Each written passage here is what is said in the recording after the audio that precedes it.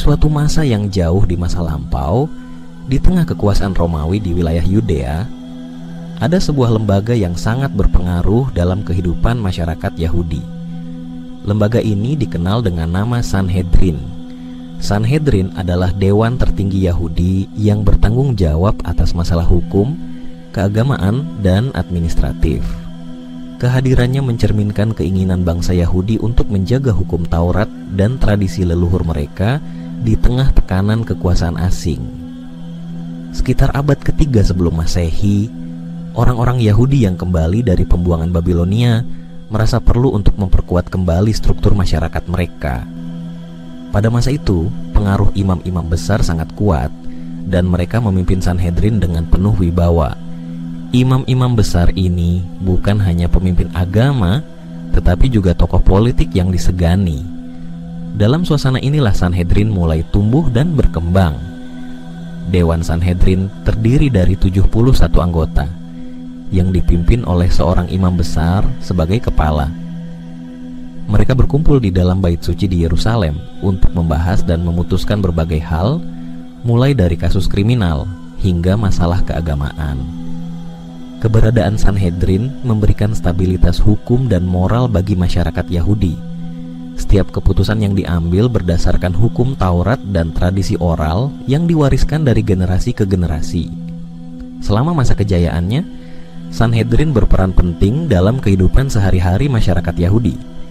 Mereka menetapkan hukum-hukum yang mengatur berbagai aspek kehidupan, mulai dari pernikahan, perceraian, hingga hubungan sosial. Sanhedrin juga bertanggung jawab atas penetapan kalender Yahudi, memastikan bahwa perayaan hari-hari besar seperti Paskah dan Yom Kippur jatuh pada waktu yang tepat. Namun, hubungan antara Sanhedrin dan kekuasaan Romawi tidak selalu berjalan mulus. Pada awalnya, Romawi menghormati otonomi Sanhedrin dalam mengurus urusan internal Yahudi. Namun, seiring berjalannya waktu, ketegangan mulai meningkat. Romawi melihat Sanhedrin sebagai simbol perlawanan terhadap kekuasaan mereka, sementara Sanhedrin berusaha mempertahankan independensi mereka. Pada tahun 70 Masehi, peristiwa tragis terjadi. Pasukan Romawi di bawah pimpinan Titus menghancurkan bait suci di Yerusalem. Runtuhnya bait suci menandai akhir dari pusat keagamaan Yahudi yang telah berdiri selama berabad-abad.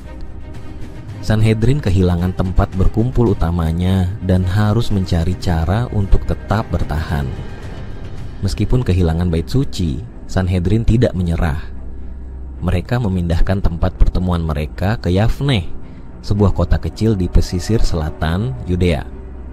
Di bawah pimpinan Yohanan ben Zakkai, Sanhedrin berhasil mereorganisasi diri dan melanjutkan tugas mereka. Di Yafneh, Sanhedrin bertransformasi menjadi lembaga yang lebih fokus pada aspek hukum dan pendidikan. Di Yafneh, Sanhedrin memainkan peran penting dalam pengkodifikasian hukum Yahudi yang kemudian dikenal sebagai Talmud. Para rabi terkemuka berkumpul dan berdiskusi tentang berbagai masalah hukum dan etika. Mereka menulis dan mengumpulkan ajaran-ajaran yang menjadi dasar dari tradisi Yahudi yang kita kenal hari ini. Talmud bukan hanya sekadar kumpulan hukum, tetapi juga cerminan dari pemikiran dan kebijaksanaan para rabi.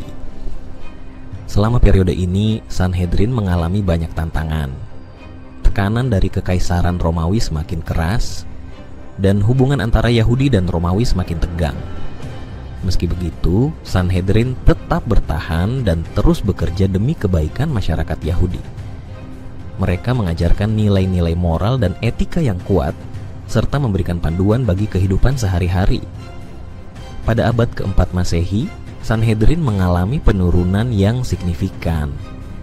Faktor eksternal seperti tekanan dari kekaisaran Romawi yang semakin keras terhadap agama Yahudi, serta faktor internal seperti perpecahan di antara pemimpin-pemimpin Yahudi sendiri, menyebabkan lembaga ini kehilangan pengaruhnya. Meskipun begitu, warisan Sanhedrin tetap hidup. Sanhedrin adalah simbol dari upaya tak kenal lelah bangsa Yahudi untuk mempertahankan identitas dan keyakinan mereka di tengah tantangan zaman. Meskipun lembaga ini akhirnya bubar, prinsip-prinsip hukum dan etika yang dibentuk oleh dewan ini terus menjadi bagian integral dari tradisi Yahudi hingga hari ini. Melalui sejarah panjangnya, Sanhedrin mengajarkan kepada kita tentang pentingnya hukum dan keadilan. Mereka menunjukkan bagaimana sebuah masyarakat dapat bertahan dan berkembang meskipun menghadapi tekanan dari luar. Sanhedrin adalah bukti dari kekuatan dan keteguhan bangsa Yahudi dalam menjalani keyakinan mereka. Setelah kehancuran Bait Suci, banyak orang Yahudi yang tersebar di berbagai penjuru dunia. Mereka membawa serta tradisi dan ajaran Sanhedrin ke komunitas-komunitas baru di diaspora. Melalui para rabi dan pemimpin komunitas, ajaran-ajaran Sanhedrin terus diajarkan dan dilestarikan. Selama berabad-abad, ajaran Sanhedrin mempengaruhi banyak aspek kehidupan Yahudi. Dari praktik ibadah hingga hubungan sosial, warisan Sanhedrin tetap relevan dan dihormati. Mereka memberikan dasar bagi pemahaman hukum dan etika yang terus berkembang dalam tradisi Yahudi. Pada masa-masa sulit, seperti masa Inkuisisi di Spanyol atau Holocaust di Eropa, ajaran-ajaran Sanhedrin menjadi sumber kekuatan bagi bangsa Yahudi.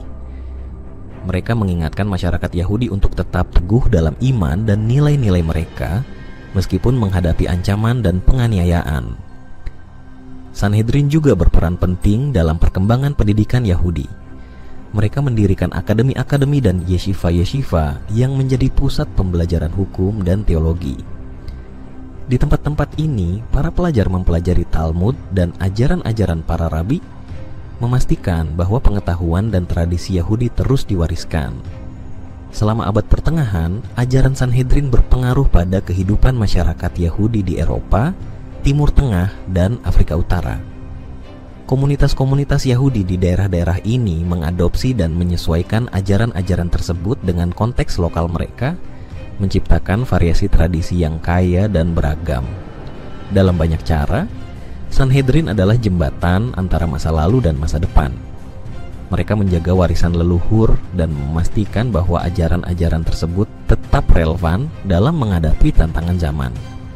Melalui Sanhedrin, kita melihat bagaimana sebuah masyarakat dapat berkembang dan beradaptasi tanpa kehilangan identitasnya. Pada masa modern, konsep dan ajaran Sanhedrin masih menjadi bahan diskusi dan studi. Banyak akademisi dan cendekiawan Yahudi yang terus menggali dan meneliti sejarah serta kontribusi Sanhedrin. Mereka menemukan nilai-nilai yang masih relevan dan dapat diterapkan dalam konteks zaman sekarang. Sanhedrin mengajarkan kepada kita bahwa hukum dan etika adalah fondasi penting bagi sebuah masyarakat.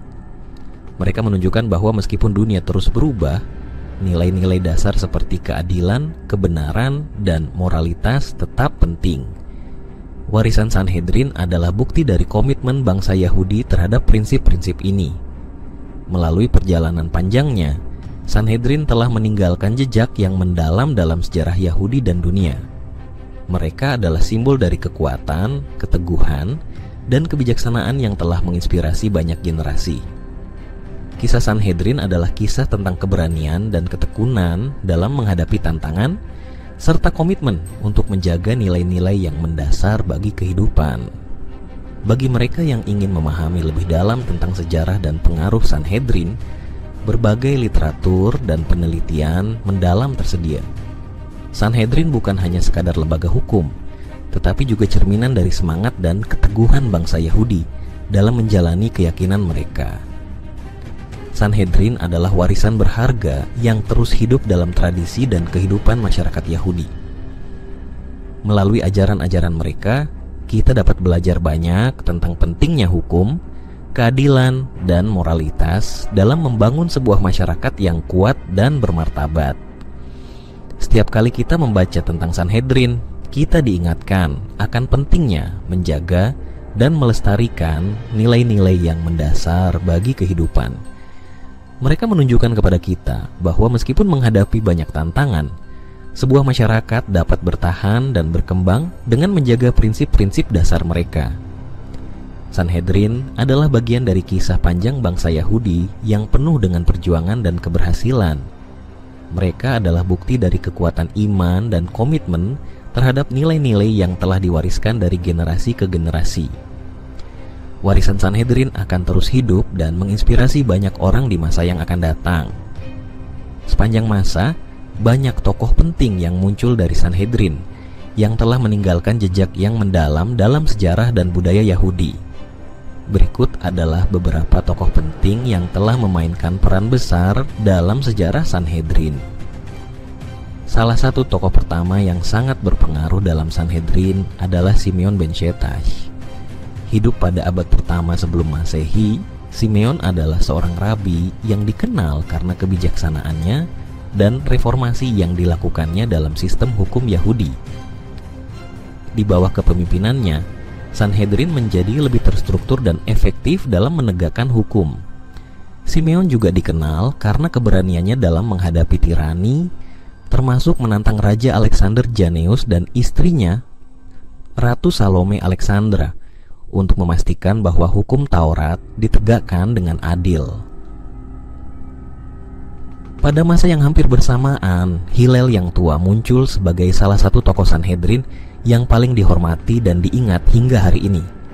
Hillel adalah seorang rabi yang terkenal karena kerendahan hati, kebijaksanaan, dan kasih sayangnya. Ajaran-ajarannya yang penuh kebijaksanaan dan cinta kasih menjadi dasar banyak hukum dan tradisi Yahudi. Salah satu ajarannya yang paling terkenal adalah jangan lakukan kepada orang lain apa yang kamu tidak ingin mereka lakukan padamu. Hillel menjadi presiden Sanhedrin dan membawa banyak perubahan positif dalam masyarakat Yahudi. Mengajarkan pentingnya toleransi dan pemahaman. Berkebalikan dengan Hillel, muncul tokoh lain yang sama pentingnya namun memiliki pandangan yang berbeda, Shammai.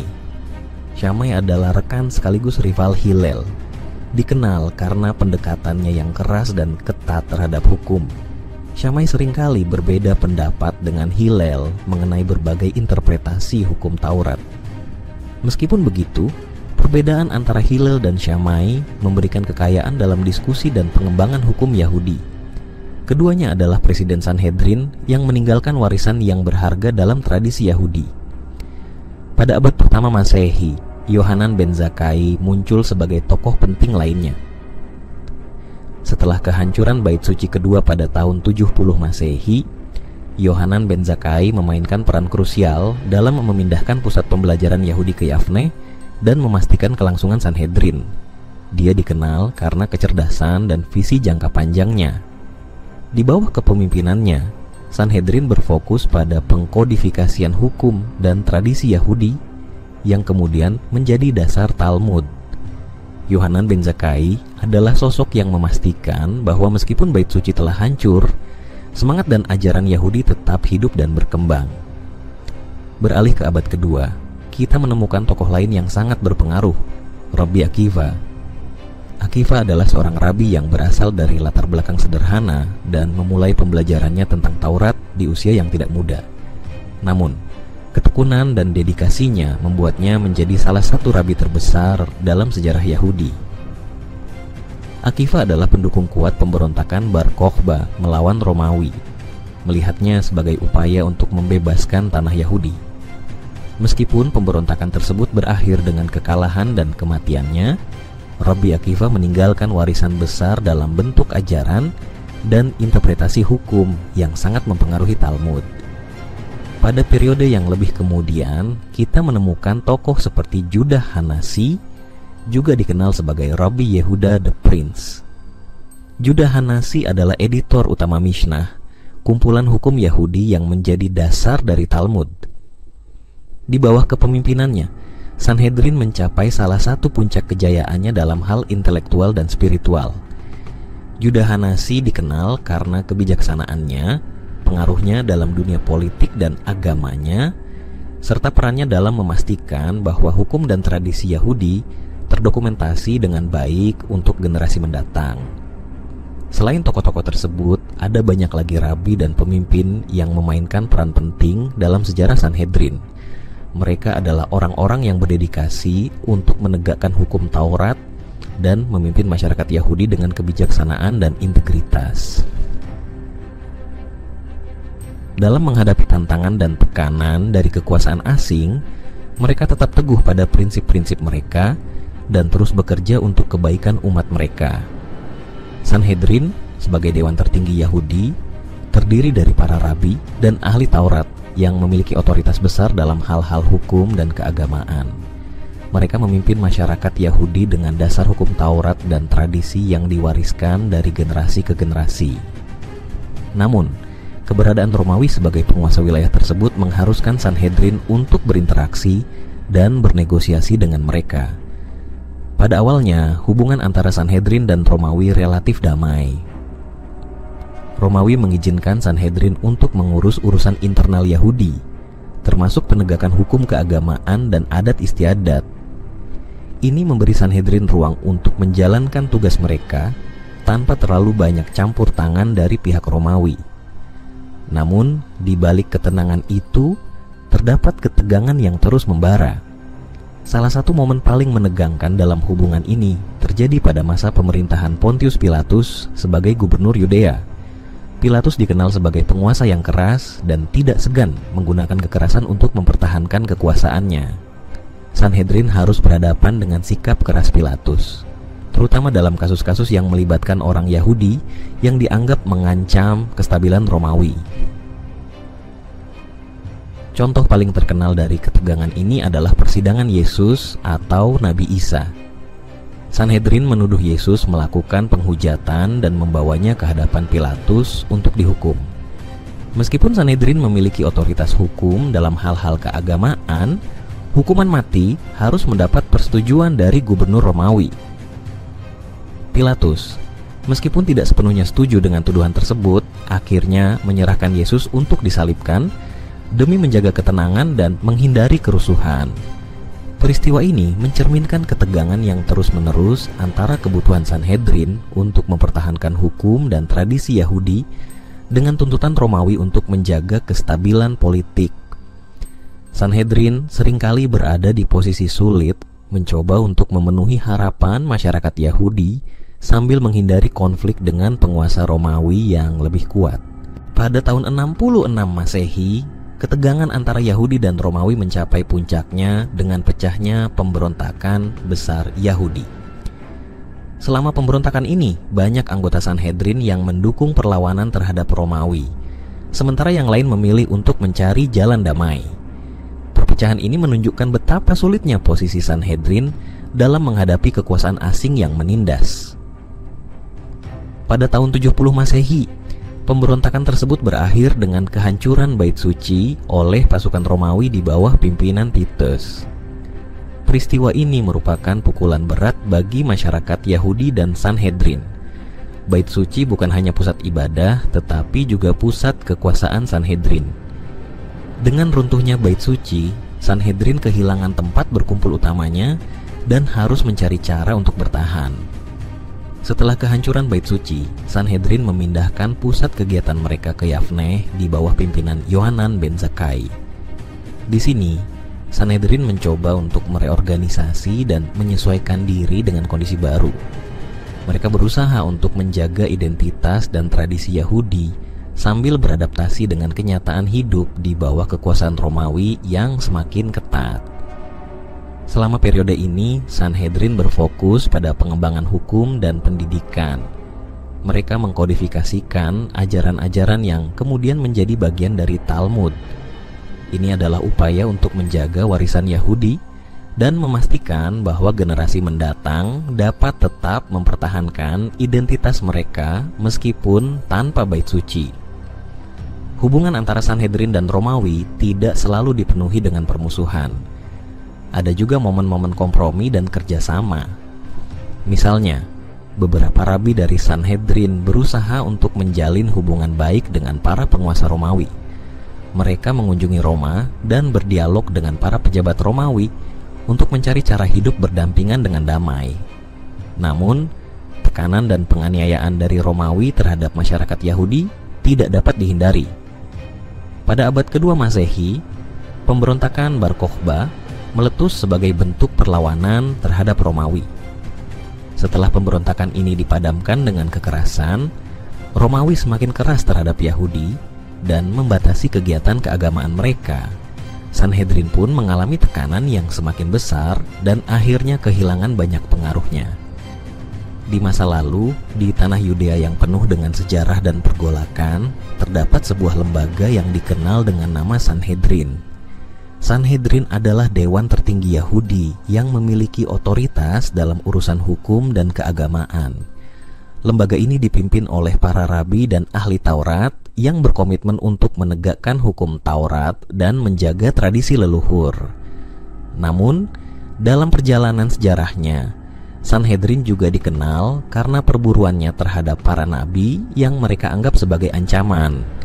Di antara nabi-nabi ini, terdapat 3 tokoh yang sangat penting: Nabi Zakaria, Nabi Yahya, dan Nabi Isa. Kisah ini dimulai dengan Nabi Zakaria, seorang imam besar yang terkenal karena kesalehannya. Zakaria dikenal sebagai orang yang dekat dengan Tuhan dan sering mendapatkan wahyu. Dia sering berbicara tentang kedatangan seorang penyelamat yang akan membawa umat manusia kembali ke jalan yang benar. Namun, pesan-pesan Zakaria tidak selalu diterima dengan baik oleh semua orang. Ada beberapa anggota Sanhedrin yang merasa terancam oleh ajarannya. Suatu hari, ketika Zakaria sedang berdoa di bait suci, sekelompok orang yang dipimpin oleh Sanhedrin datang untuk menangkapnya. Mereka menuduh Zakaria menyebarkan ajaran yang menyesatkan dan merongrong otoritas mereka. Meskipun Zakaria berusaha menjelaskan bahwa dia hanya menyampaikan apa yang diwahyukan kepadanya, Sanhedrin tidak mau mendengarkan. Mereka menyeretnya keluar dan menghukum mati Zakaria di antara mezbah dan tempat kudus. Kejahatan ini menciptakan rasa takut di antara pengikutnya, namun juga menyalakan semangat untuk terus melanjutkan perjuangan yang dia mulai. Tak lama setelah kejadian ini muncul seorang nabi muda yang dikenal dengan nama Yahya atau Yohanes Pembaptis. Yahya adalah putra dari Zakaria, dan dia mewarisi semangat dan keberanian ayahnya. Dengan karisma yang kuat, Yahya mulai berkhotbah di tepi sungai Yordan, menyerukan pertobatan dan pembaptisan sebagai simbol pembersihan dosa. Orang-orang dari seluruh penjuru datang untuk mendengarkan ajarannya dan menerima pembaptisan darinya. Namun, seperti ayahnya, Yahya juga menarik perhatian Sanhedrin. Mereka melihat Yahya sebagai ancaman yang lebih besar karena pengaruhnya yang semakin meluas. Selain itu, Yahya secara terbuka mengkritik penguasa lokal, termasuk Raja Herodes, yang semakin membuat Sanhedrin tidak nyaman. Dalam upaya untuk menghentikannya, Sanhedrin berkolusi dengan Herodes. Yahya akhirnya ditangkap dan dipenjarakan. Meskipun di balik jeruji besi, semangat dan pengaruh Yahya tidak padam. Namun, tragisnya, pada suatu pesta ulang tahun Herodes, Yahya dihukum mati melalui pemenggalan kepala atas permintaan Herodias, istri Herodes. Di tengah situasi yang semakin tegang ini, muncul seorang nabi yang paling kontroversial dan berpengaruh di antara mereka, Nabi Isa atau Yesus. Isa mulai berkhotbah di Galilea, menyampaikan pesan cinta, kedamaian, dan kerajaan Tuhan. Dia melakukan mukjizat, menyembuhkan orang sakit, dan memberikan harapan bagi mereka yang tertindas. Dengan cepat, Isa menarik banyak pengikut, dan ajarannya mulai menyebar luas. Sanhedrin yang sudah terpicu oleh kasus Zakaria dan Yahya merasa semakin terancam oleh Isa.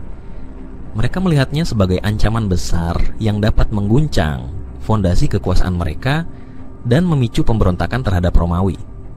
Sanhedrin mengadakan pertemuan darurat untuk membahas bagaimana cara menghadapi Isa. Mereka memutuskan untuk menangkapnya dengan tuduhan penghujatan dan menghasut pemberontakan.